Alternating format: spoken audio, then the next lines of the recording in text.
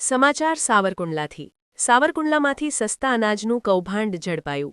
સાવરકુંડલા પુરવઠા વિભાગની ટીમે પાડી રેડ। કેવડાપરા વિસ્તારમાં રહેણાંક મકાનમાં હતો ગેરકાયદેસર અનાજનો જથ્થો। બાતમીના આધારે પુરવઠા મામલતદારે રેડ કરતા મકાનમાં ઘઉં ચોખાના કટ્ટા ઝડપાયા।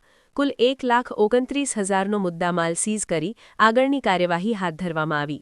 આજે સાવરકુંડલા વિસ્તારના કેવડાપરા વિસ્તાર સાવરકુંડલા ગામના એમાં અમને ખાનગી રાહે બાતમી મળી કે અનઅધિકૃત રીતે એક મકાનમાં જથ્થો એકઠો કરવામાં આવે છે। જે આધારે અમારી ટીમે આજે અહીંયા રેડ કરતા આજે અનઅધિકૃત રીતે અહીંયા સંગ્રહ થયેલ ઘઉંના 13 કટ્ટા, ચોખાના 29 કટ્ટા તેમજ નાના 2 વજન કાંટા, આમ આ વસ્તુ મળી કુલ 1,19,000નો અંદાજિત આ માલ સીઝર કરવામાં આવેલ છે અને આગળની કાર્યવાહી ચાલુ કરવામાં આવેલ છે। કેટલા લોકો સામેલ અને કઈ રીતનો આખો માલ છે અહીંયા લાવવામાં તેવી કોઈ માહિતી મળી ખરી? અમે આજે અહીંયા આ વિસ્તારમાં રેડ કરતા આ મકાનમાં આવતા કુલ 4 લોકો અમને અહીં જોવા મળેલ હતા। એમને અનાજના જથ્થા વિશે પૂછપરછ કરતા તેમના તરફથી કોઈ સંતોષકારક જવાબ કે કોઈ બિલ આ જથ્થાના મળેલ ન હોય। આ જથ્થો અનઅધિકૃત હોવાનું માની તપાસ કરી અને એને સીઝર કરવામાં આવેલ છે।